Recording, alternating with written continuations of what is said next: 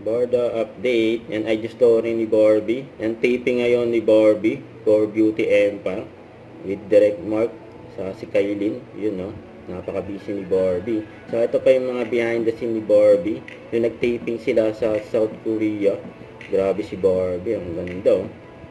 Inabangan yung Beauty Empire ni Barbie. Saka ito yung bagong endorsement ni Barbie na You Glow Babe and Beauty White Sunscreen. Saka ito yung event ni David sa World Trade Center for Aling to win Pure Gold 2025 for close-up.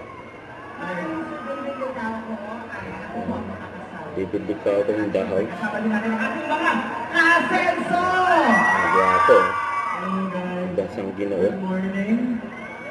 At Ay, nag-flying kiss pa nga. Okay? So, eto proud kami kasi nakakita na naman kami ng gwapo sa television. At syempre, eto na. Sa ating mga eto, ang green, nandito po kay Josh, ang ating po na Metro Fresh. At syempre, eto naman ang ating red hot na close. So, dyan lang po kayo pipila. First five po na pupunta sa ating pong red and green.